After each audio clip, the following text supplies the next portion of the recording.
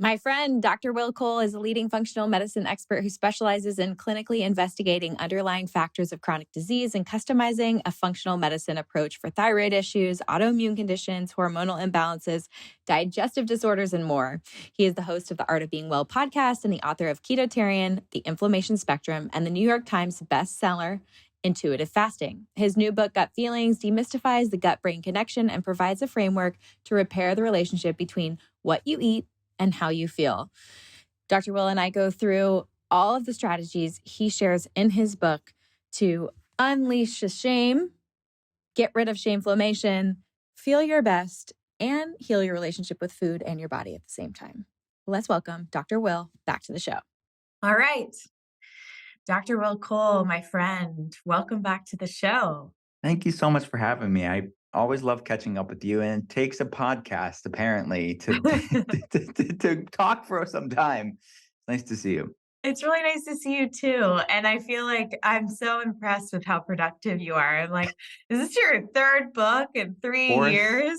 Fourth book, yeah. That's one. It's like me. I mean, hey, coming from you, I mean, you're the ultimate productive person. That means a lot to me. I mean, for you, it's like books and babies. I can't keep track of like how many. Where are you at in this? But thank you. I like you. We love what we do, so it kind of comes naturally. It does. And we know what's so funny as we were talking before the podcast is it, as practitioners, you're an MD and I'm working with clients of yours to dial in diets. And you're one of those functional MDs that talks about diet. But it's so interesting. I've seen so many people in our space work from a place of food, food being everything to our whole body wellness, and then looking at lifestyle, incorporating other things like, your books about fasting and sleep hygiene and all these other things that play a role. And what's so interesting is we've all kind of made our way towards the end of this road of like, wait, there's a lot of stuff underneath the surface here. And your new book, Gut Feelings, is demystifying that gut brain connection and talking about how we cannot separate our mental health from our physical health, and that is totally intertwined, and our mental Mhm. health affects our physical health, and our physical health affects our mental health, and it is just we can't divorce those topics. They're so intertwined, and all the neuroscience coming out is supporting this theory, and we just get to this place of like, wow, we all need healing, and we all need the tools to work through that. And your new book's going to go through that. So thank you for taking the time to go there and get deep with everyone. Thank you. I think collectively, for those of us that talk to people and see patients and see clients for a living, I do feel like there's this sort of collective undercurrent of when you have enough conversations with people on an hourly basis, you realize, oh, wow, this is a collective thing that's needed amongst people for their wellness. So, and you're absolutely right. I've talked to many friends of ours, colleagues of ours that are seeing the same thing. These increasingly complex cases that have both sides of that coin, sort of the gut and the feelings, the physiological and the psychological, or the physical and the mental, emotional, spiritual, that we all knew, right? Academically, we all knew that it was a part of it. But I feel like people's health, they're becoming increasingly more complicated and entangled, and all the quote unquote things that you're supposed to do within wellness, all the things, all the foods, all the supplements, all the biohacks out there, they're most of them are way better off than they would be if they weren't doing those things, Mhm. but they're still spinning their wheels. And I wanted to go to these dark corners within wellness that I see clinically really keep people back from reclaiming their health or moving past that plateau that they're stuck at. Definitely. Well, in your book, you talk about how like shame related to eating can really have an effect on how you feel. And I think that's like that first layer, not even looking at like the traumas we may have experienced as a kid or the relationships we're in.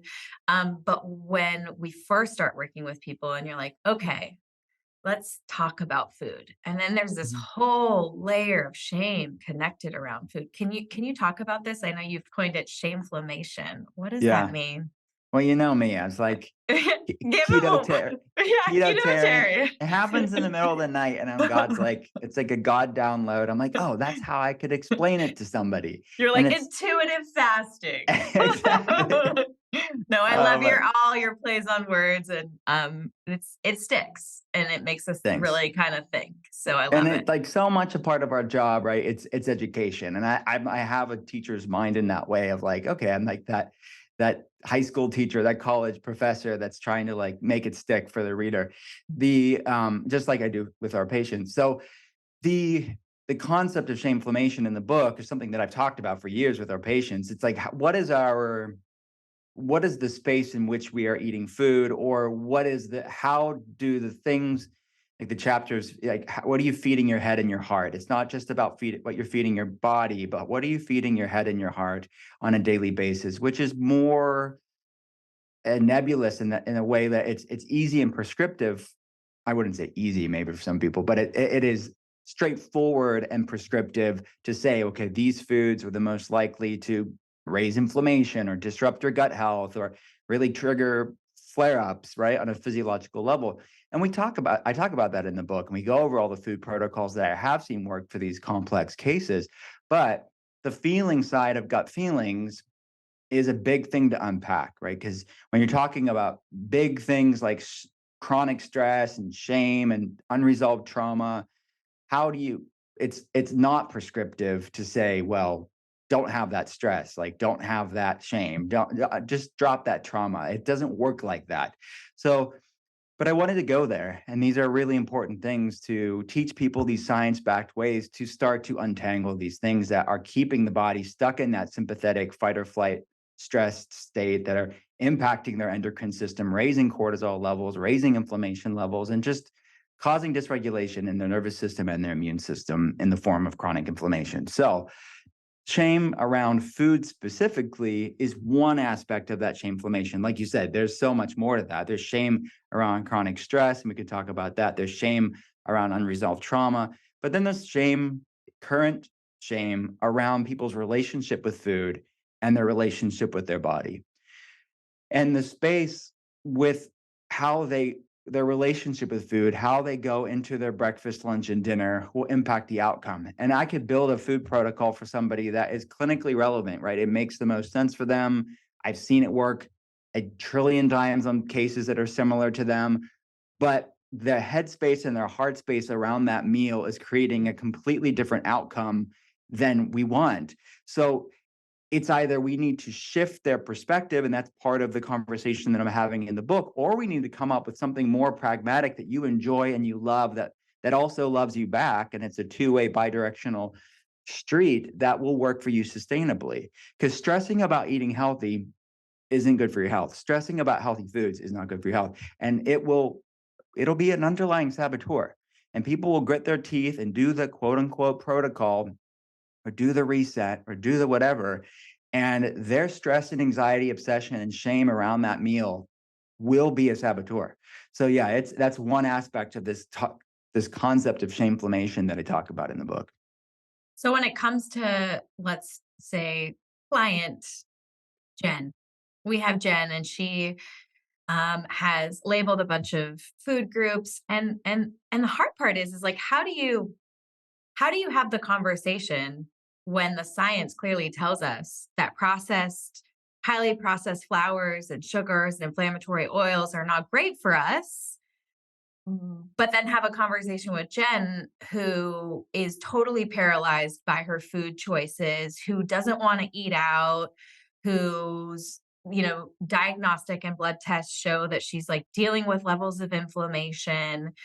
Like, what's her like, what are some examples of things you might tell her to do or how to think to reprogram that? Because we can't deny. It's like how I think about with all this noise, and we were talking before the podcast, this noise around kids too. It's like, how can we teach our kids how to eat healthy without having them over label foods, but also not disempower them by pretending that all foods are the same? Mhm. It's like this, there's a whale of a problem in the room right It now. is. It is. And everybody collectively listening to this right now is like, yeah, like we see this. Like we live in this age where I love the conversations that people are having around health and wellness, like never before, and collectively, never before in human history. The Yeah. decentralization of health information, the democratization of this information is wonderful, but it's also this endless vortex of information that we have to wade through. It's not a bad thing. We just need to have conversations about these things to provide answers for people and to provide resources for people to make decisions for themselves. And I it's always the line that I'm trying to and balance I'm trying to find for every single one of my patients, and why, in part, why I wrote Gut Feelings is to have these complex conversations. And I mean, it may be controversial to some people, but I really wanted to go in pretty hard with the toxic tribalism, I think, around between toxic diet culture and then what I would call toxic anti-diet culture, which both are feeding into this food confusion.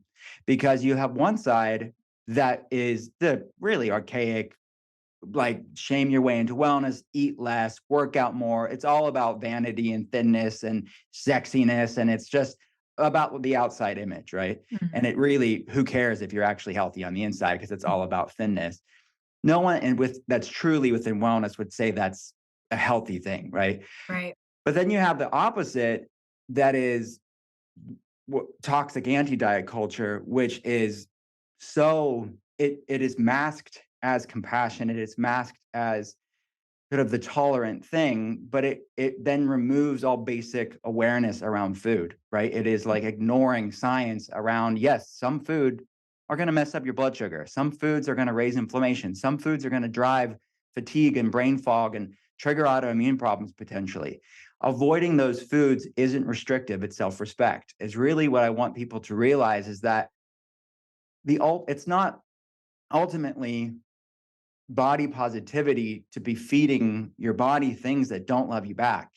Yeah. And I think it is, but at the same time, it's not shaming them there. It's just saying, I love you enough to give you tools for you to eat foods that love you back. And it's really the conversation that I'm having in the book is a conversation about people's relationship with food, and we will but that this concept of healthy boundaries that I think we are having in our culture, but realizing healthy boundaries with ourselves and healthy boundaries with foods for our own self-respect. And it's not that I quote unquote can't have it, it's that, no, I like feeling great more than I want something that's going to dim my light. And having just hard conversations, these are hard conversations that I have with patients all day long, that I think people need to have with themselves. And so to answer your question about this client, this archetype, Jen, right? There's so many Jens out there that are, it's this different avenue of orthorexia that I think can happen, right? And I talk about this orthorexic, disordered eating around healthy foods, where certain foods just don't love Jen back.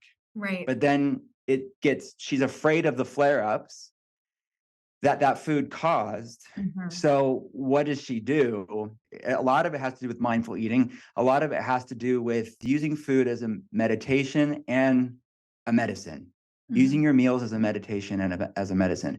So if Jen eats the food and the food doesn't love her back right now, she's doing it in a mindful way. She's eating mindfully, she's chewing, she's not eating stressed and running around. So she can really be her own N of one experiment. And it's not some person like me pontificating on a podcast. It's not something she read online.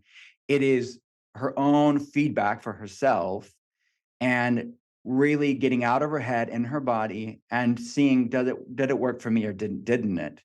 And that's not gonna that intuition, that sort of mindful awareness isn't gonna happen overnight, but she's gonna grow in awareness over time. And she may realize, oh, when I had that food, it didn't make me feel that good, but I was socializing with my friends and family, and it was worth it for me. Or she may take it as a meditation and realize, oh no, it really wasn't worth it for me, and I could teach her different alternatives where it does love her back, but she's still going to enjoy delicious foods, just like all your beautiful books too. So she could teach how to live in this world in a way that is sane and loves her back, and she'll remember it for next time. She'll grow an awareness for next time to not have that food. So that's part of the sort of psychology, I think, and there's paradigm shift. And as I say in the book, like eat whatever you want, but ultimately just use food as a sort of mindfulness awareness to see how it makes you feel. And it's okay to pivot and evolve over time too. People think they become so entrenched in their quote unquote food identity or tribe that they're in, like I'm keto, I'm paleo, I'm vegan, I'm Vegan. vegetarian. Yeah. And it's like maybe that way of eating isn't loving you back. Maybe it served you for a time, but just because something's better doesn't necessarily mean it's optimal for you forever. And I think that's another layer of this too. Oh, I mean, there's so much to unpack there. I think just looking at diet culture and anti-diet culture, there are people been in Hollywood or the media. You can think about someone like Lizzo, or friends of mine like Jenna Kutcher, who are preparing for a really big book tour, and they're really excited about it, and they want to level up, and they're drinking more bone broth, and they get a sauna, and they're moving more, and they're in the synergy place. And then all of a sudden, a couple months go by and their body changes, but they've been this beacon of body positivity for so long, then their community is disappointed. And why would they change their body? And it's like, I was changing my mind and changing my physical state and the way that I felt, my energetic state. And this is a byproduct, and I still love myself. Doesn't mean I had to have this byproduct. It's just what happened, And I Right. think that res- self-respect then makes its way into your food choices. And I think what you so brilliantly talked about was that there are lessons. I think we all assume that we like get on this path for food, and that, healthy is a destination. But in reality, it's like this, just like blood sugar and pH, it's this constant balance that our body is doing. And if we are present in a state of presence with our food choices, we can learn from it and decide, like, was it pleasure or was it instant gratification? And like, Mhm. if we were sitting with family and friends and celebrating, and I'm known to love a Rice Krispie treat, and my friend Ashling makes good ones. If it's a girls' night, I might sneak one and go like, that was pleasure. Like, I'm not getting in the car thinking like, oh, I'm a horrible person, I had one Rice Krispie treat. Like, I'm Mhm. thinking, these are my high school best friends that I've known these women and moms since we were 14 years old. And like, I don't get this time very often. And that felt good. But Mhm. there's going to be a time where maybe that one Rice Krispie treat leads to a few other choices that are more sugary, more processed. And then I go, at a certain point, you have to say like, oh, bounce me back to that midline, because Mhm. I've taken this too far. And I think we've there's so much shame connected to that being a failure instead of a Mhm. lesson, Right. that we take it to the nth degree, and we start over with a cleanse or a detox, and we fail again. And it's like, we're not learning. We're just frustrated with ourselves and killing our confidence. And that's what I love so much about you being a functional MD, because you can, so many people in your space will look at what is the best and say, like, this is the prescription for how you need to eat. But they're totally ignoring this, like, social, emotional, like, Mhm. historic, like, Yeah. our gut feelings. Like, Yeah. what about the emotional layer here, the emotional component of food and the social component of food, which you talk about? Mhm. It's so important. Yeah, I think it is born out of, I get really caring for my patients and seeing that it is not cut and dried. It's not as like, okay, just we are not robots. We are not macronutrient calculator. And I wanted to bring the being and the humanness back to the human being, because I feel like it's when you get so much caught up in the minutia and sort of the biohacking mind, I think, can come with the best of intentions, but Yeah. we can lose our way and we become, oh, we think we're some random calculator of proteins, fats, and carbs and nutrient densities and all that stuff, but let alone this, we're just ignoring the feeling side of gut feelings. And I think that matters. Like the space, I'm repeating myself, but the space in which we eat the meal will be the secret ingredient that will impact the outcome as far as what you're doing with your food, whether it's to improve your energy, just feel your best self. Definitely. Well, let's touch on trauma before we go into the actual gut brain connection, which you talk about in the book. Um, You've addressed how unresolved traumas can manifest in our body. Can you talk about what the studies you've conducted have shown in how Mhm. trauma shows up in ourselves? Yeah. Well, I see it play out all the time with patients, and they don't know it. Some of them do, right? Some patients have really started that healing of the feeling side of gut feelings. Some people have dealt with more of the gut. Some people have dealt with both. And by gut, I mean just the euphemisms for the physical stuff, right? Whether it's nutrient deficiencies or underlying gut problems or, hormone imbalances, whatever the case may be. But some people have not really looked at one side. They're really gravitating just towards one and not the other. But a both and approach, physical and the mental, emotional, spiritual, is really important.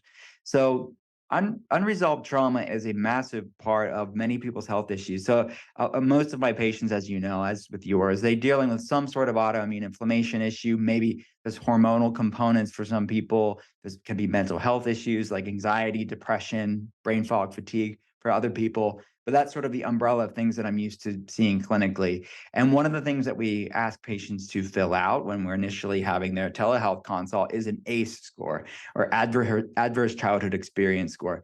And research shows that the higher your ACE score, you're more likely to have triggered autoimmune issues, metabolic issues, blood sugar issues, weight loss resistance, of course, hypervigilant nervous system like anxiety, depression, et cetera, later on in life. It doesn't mean they're going to get it. It just means that it is very much the ingredients within the variables, the confluence of factors that can trigger that later on in life. So some of the questions within the ACE questionnaire are things like, was there physical abuse growing up? Was there sexual abuse growing up? Was there neglect growing up? Was there substance abuse growing up? So these are intimate questions. I'm talking to people for the first time when I'm meeting them. We're talking about these things like we're talking now online. And some people don't make the connection. They think, oh, they're very defensive, right? Why are you're not a psychiatrist, like, why you're not my therapist, why are we talking about this? But to understand autoimmune issues, hormonal problems, inflammatory problems, mental health issues, you have to look there for many people. It doesn't mean it's the only variable. It doesn't mean it's the only piece of the puzzle. I don't want to over dramatize it for everybody under the sun, but it is it's not talked about enough. And Mhm. it's not given the gravity that I think it deserves for many people. And it is important. And research shows that not just with the ACE score, but many studies have been done on childhood trauma and trauma in general in life, and increased likelihood of different autoimmune inflammation and metabolic and brain health issues later on in life. And that's just the trauma we have in our current life, right? In our life. And I also talk about in the book the field of research around intergenerational trauma or transgenerational trauma, of even cumulative things passed on through family generations, of how it impacts our health in our physically, literally being stored in our body, the experiences of our great grandparents. So, when it comes to identifying trauma with a client prior to that first initial telehealth conference, what recommendations do you have for them in healing that trauma, moving through that trauma in a holistic and functional way? So we need to find their in. We need to find what something that resonates with them, meet them where they're at. They've got to want it first and foremost. I'll give you one example. A patient about a month ago, she was very unwilling when I first met her. She thought, okay, I'm talking to this functional medicine doctor. He's going to talk to me about my gut health. He's going to give me the right supplements and foods to have, and he's going to run some labs. And Stay in we your did all box, Will. stay in my box. And I Yeah. was, yeah, I did all that stuff, but I Mm. also talked to her about her childhood experience and like life stress currently, like her job, et cetera. Like she didn't know why I was going there. And you have to respect somebody's boundaries there, right? As a practitioner, I had to just plant that seed, and I know when to yield Mhm. right away. I'm cool. I'm here for you. I'm here for the long haul, and let's just plant the seed and move on. And normally it's months. Let's just maybe not months. Some people it's certainly months. Some people it's weeks and months later before we ever have that conversation again. And She, she was 2 weeks later. She was in the protocol, starting dealing with the gut side of things, right? Put her on actually a protocol very similar to the protocol in the book, uh, working on her gut, calming some of these GI flare-ups that she was having, inflammatory symptoms. And she circled back to me and she said, "Remember you were talking that thing about like my high A score and all the stuff I went through as a child? I'm ready to cross that bridge now." And for her, the point of me saying this, like when she lowered her inflammation enough, got her gut brain axis improved enough, she had improved resilience and bandwidth to even mentally, emotionally go there. Right. So for her, the gut side of gut feelings was her in. Like she just needed to start somewhere. She was ready for that. And later on, when that seed was planted, she could like, okay, I can handle this now. I can get my mind across around this concept. So for her, she started leaning to this practice. So for her, to use her as an example, I mean, it's multifactorial, but we build protocols just like we do prescriptively with foods, but it's centered around these acts of stillness, as I call it in the book, and like breath work and treating these. I call it in the book these metaphysical meals. Like you would have your breakfast, lunch, and dinner, and we're optimizing that and really getting the most out of your meals. So we need to do the same thing of getting the most out of these metaphysical meals. Like, how can we really do something that is anchoring your nervous system and grounding your nervous system, nourishing your nervous system, and on a more practical level, strengthening your vagus nerve? Because more of these people, a lot of these people have what's known as poor vagal tone, where the vagus nerve is the largest cranial nerve in the body. It's responsible for our parasympathetic nervous system, right? Our resting, digesting, hormone balanced state. And a lot of things that seem esoteric, woo-woo, strange on the feeling side are actually vagal nerve exercises, right? So things like breath work and meditation and cold therapy are really ways to strengthen the vagus nerve. So that's some of the things we dealt with, as well as EMDR as well, which I talk about in the book. So wasn't one thing. There was several tools we brought and put into her gut feelings toolbox to strengthen these aspects of her health.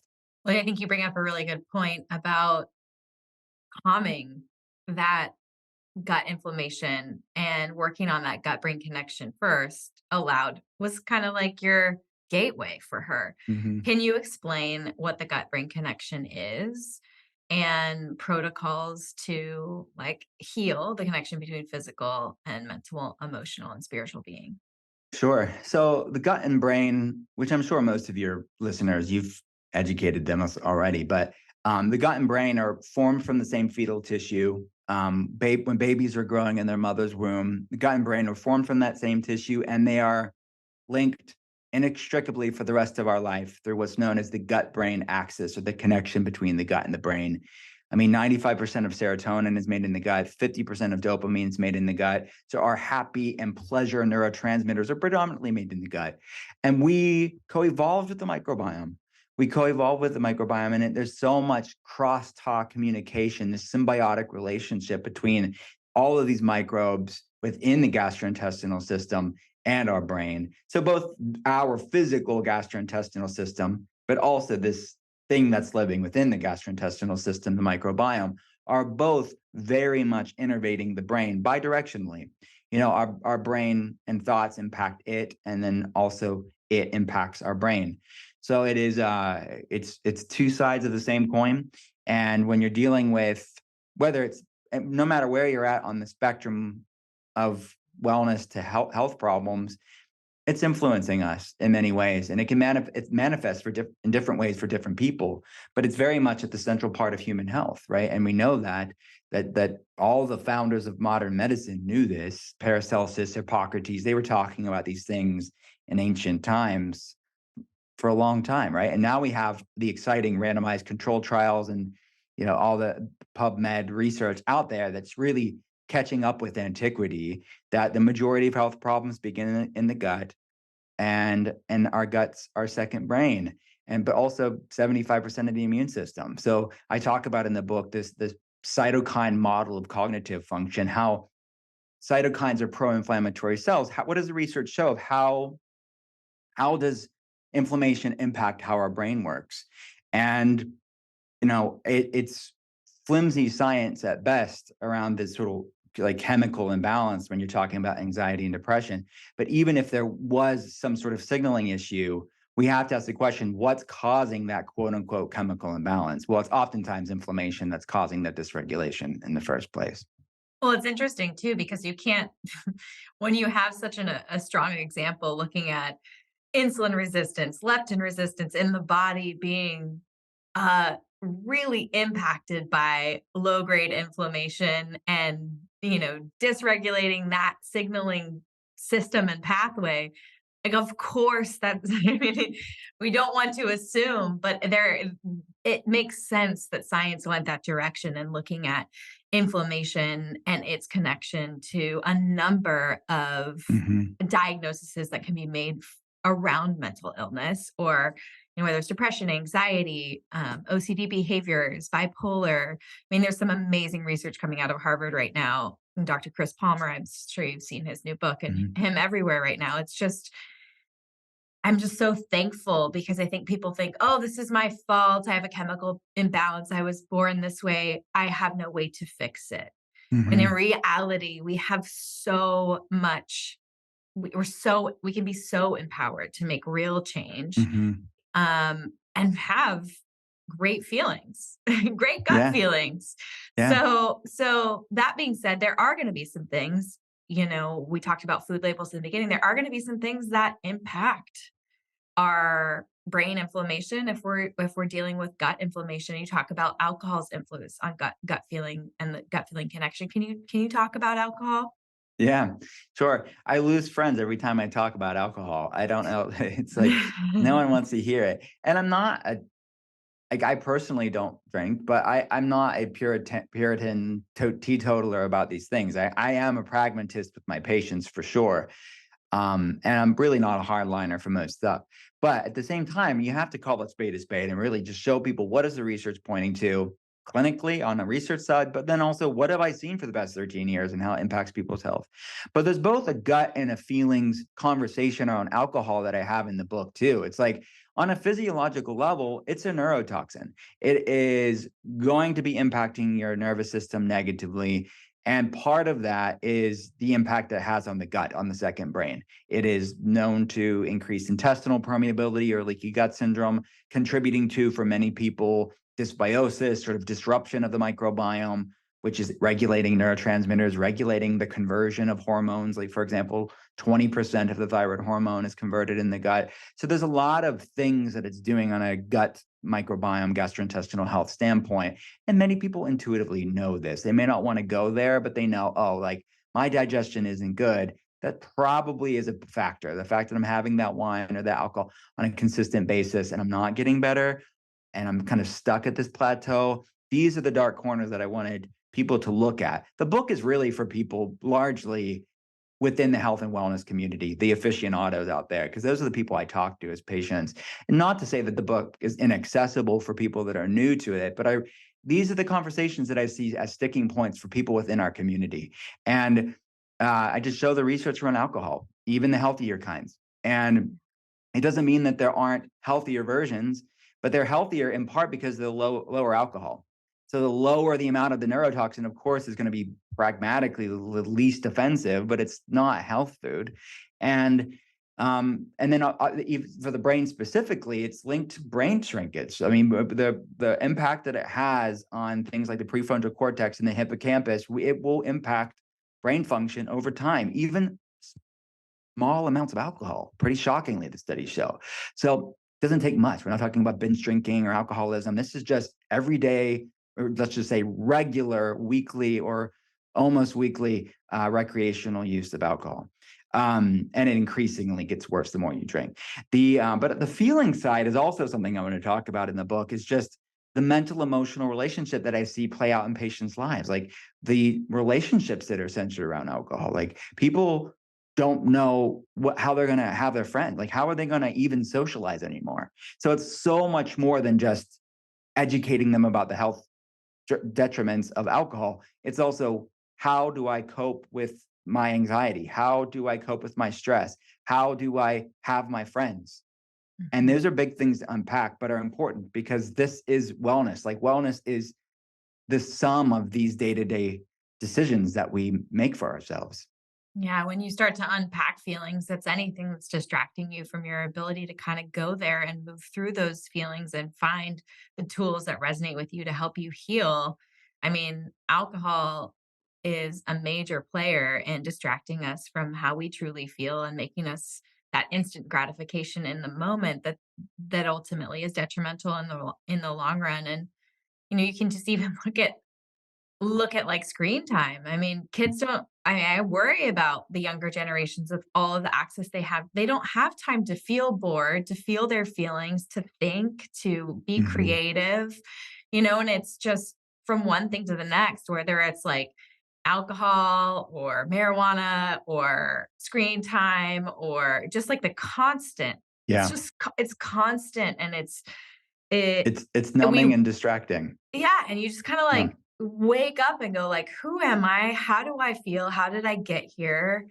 And what's so inspiring to me is this undercurrent in the wellness industry that is really going there with feelings and saying, like, "Yes, like, the food is great, and the movement is great, and the sleep is locked in, but what are we feeling and how do we make space to feel and Mhm. do those things that you talked about, meditation, breath work, like these are emotional meals for us and they make a big Mhm. deal.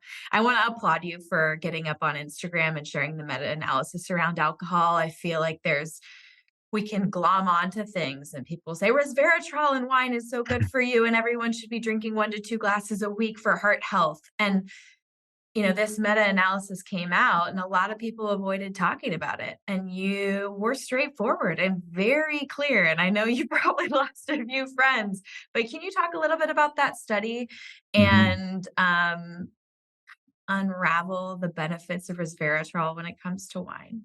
Yeah. So basically, I kind of referenced it a little bit in passing. There were several ones that came out recently over the past few years, and the just small amounts of alcohol. I forget the exact amount, but we're talking about very negligible amounts of alcohol, right? Are for many age groups, and they looked at different age groups and found that the more that people drink, the more it was directly proportional to the amount of brain damage, in short, shrinking of parts of the brain, impacting things like emotional control, memory. I mean, my patient base, I'm thinking of people that are dealing with anxiety, depression, brain fog, and fatigue. And again, the more they drank, the more they saw this damage. So it's one of those things where there's the result of these studies that are coming out is that there's really no healthy amount of alcohol.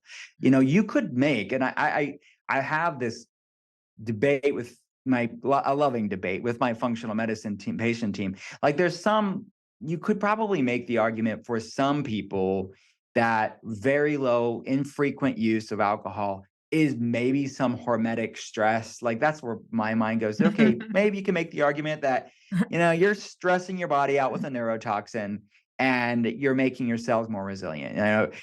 Maybe. But to me, it's just like there are probably way better ways to bring about some hormesis into your life. Like do some fasting, do some cold plunge, do some sauna therapy, do some hit training. Like those are hormetic effects too. So I mean, I think you probably could extrapolate something like that, but the research is very clear that these things are neurotoxins. They're not healthy for the average consumer. And it's one thing to make a mindful, non-shamed decision and say, I know that, but I'm going to have socialization with my friends. I'm going to do it, and it's once a year, and there's no shame. Like let's get them the best version, like that organic, low alcohol, low sugar, mold tested, all the things that I look at for patients.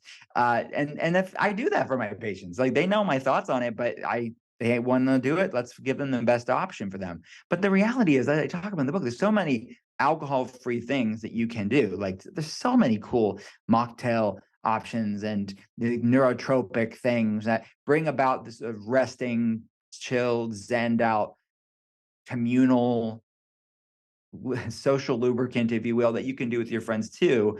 It's just about being brave enough to shift the paradigm. Like if you center your relationships around alcohol, what could you do? Like, if your friends are worth it for you, and if they're truly your friends, then have tough conversations sometimes.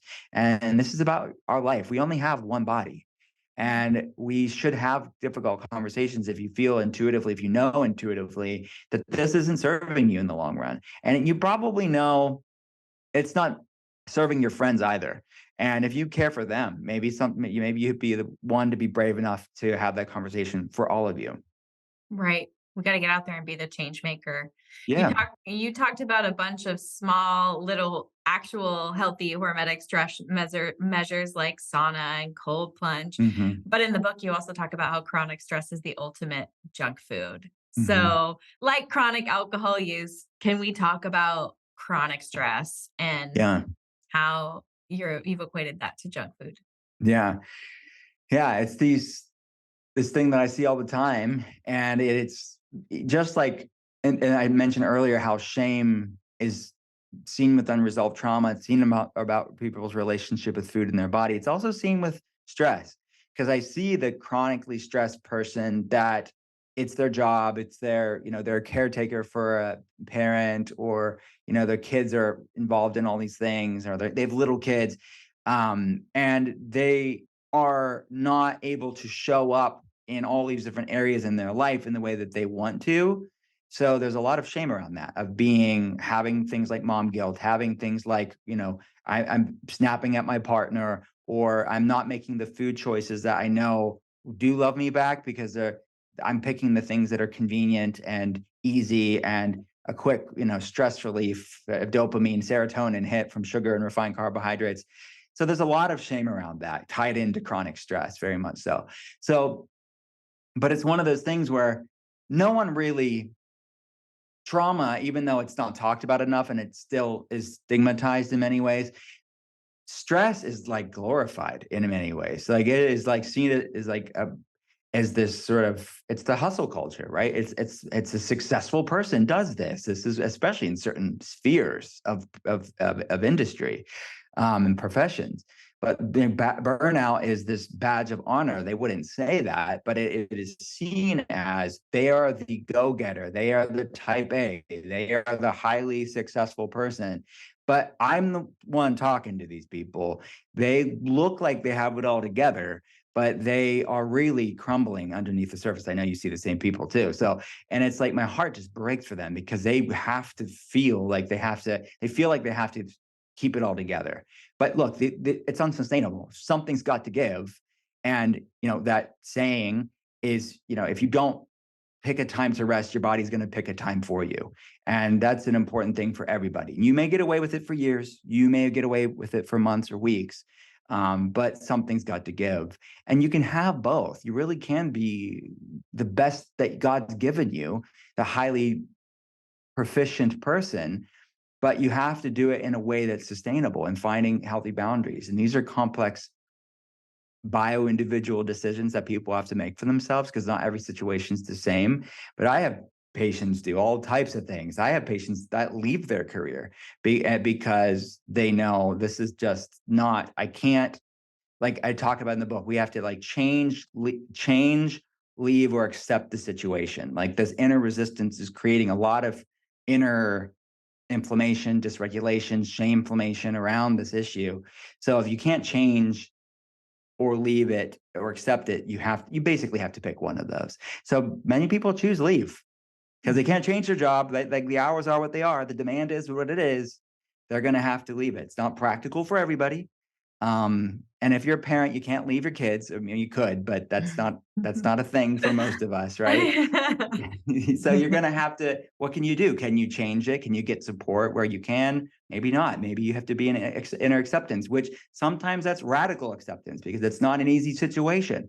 But that's where breath work, somatic practices, meditation really can transmute. It's not going to change the external situation, but it creates an inner grace and space around that. And I see people that have to be in that accept bucket for a while, a season of their life, maybe indefinitely, have such, like, as the Bible says, the peace that passes all understanding. I see it all the time, where on the outside, you're like, wow, how are they going through this with such grace.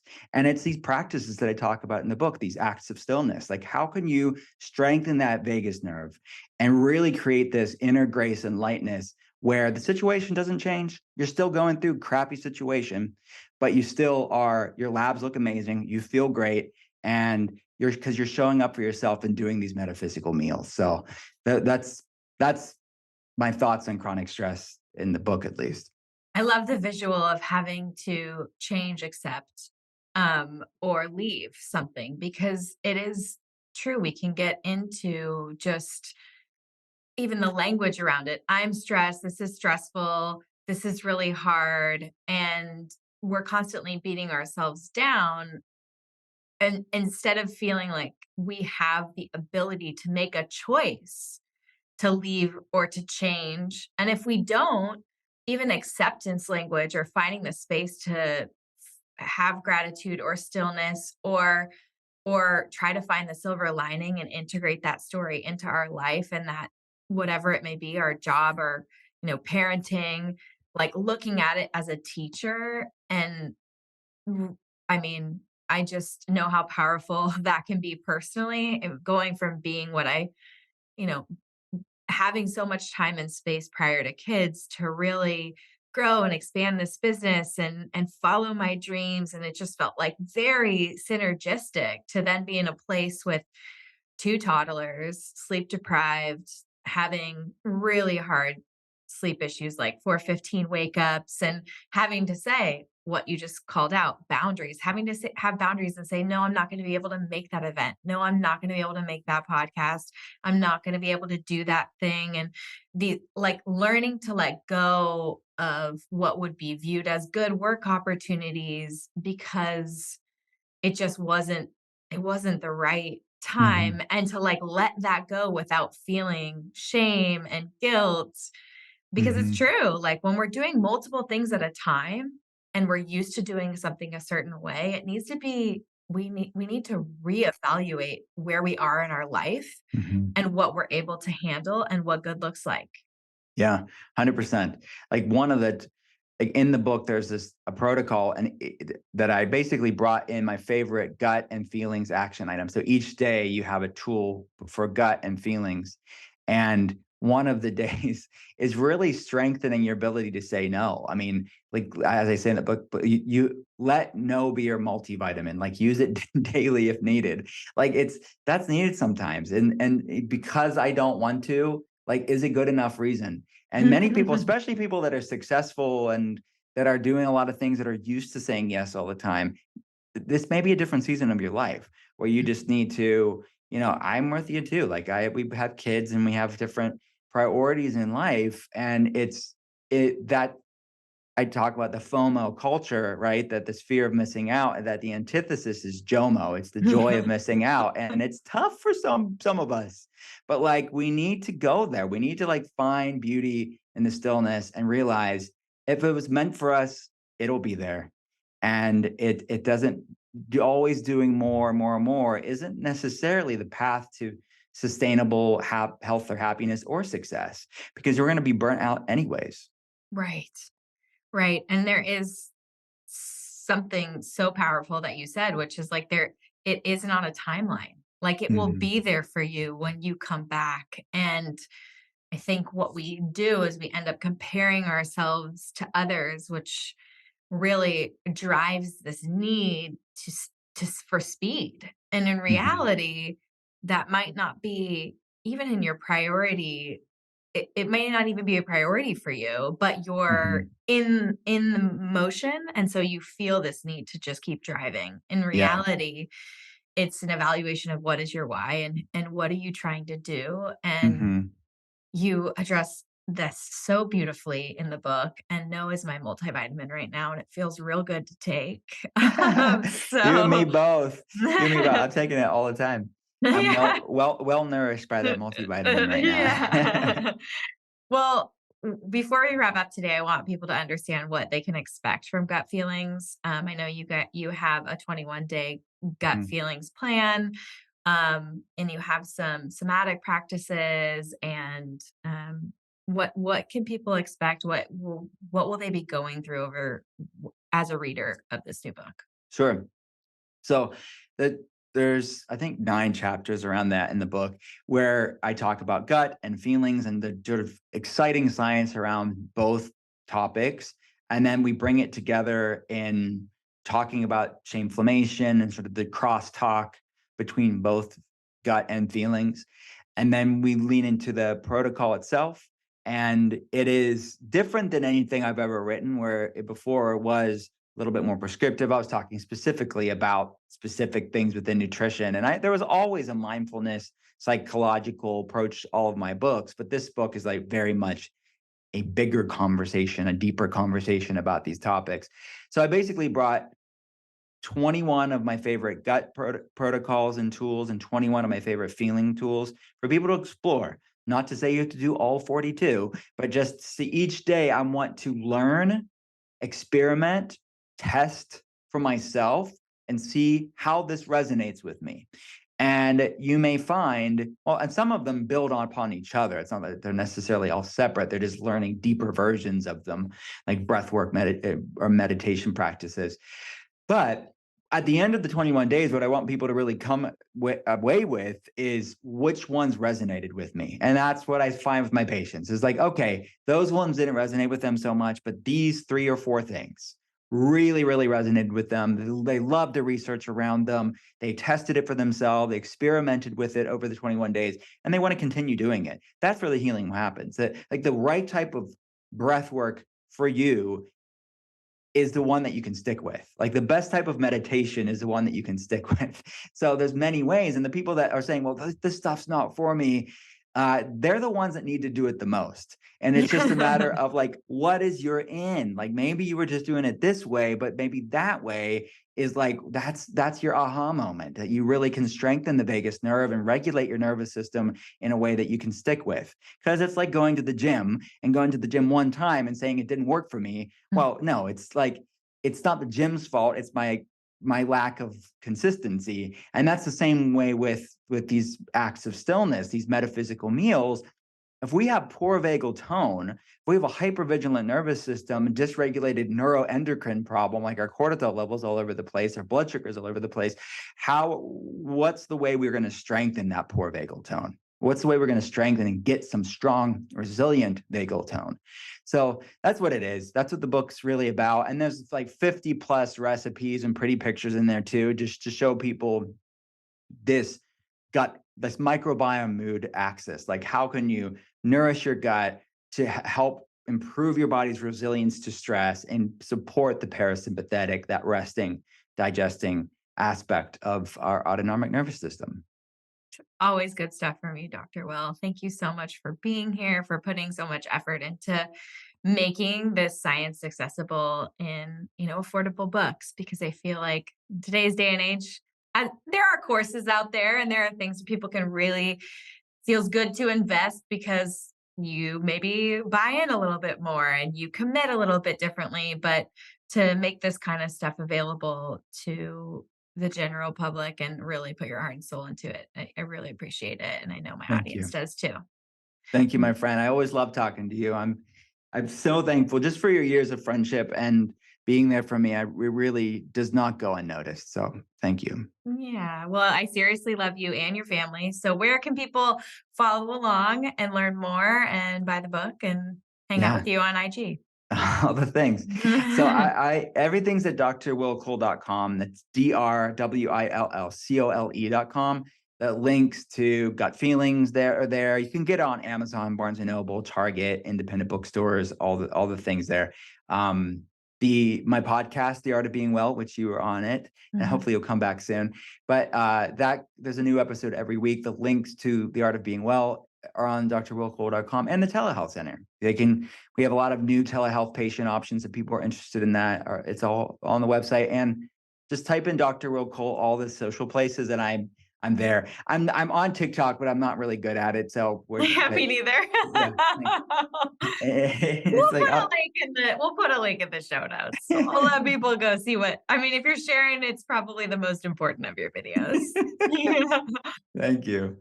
Oh, well, best of luck on your book tour and keep me posted on how we can continue to celebrate and champion your work. Thank you.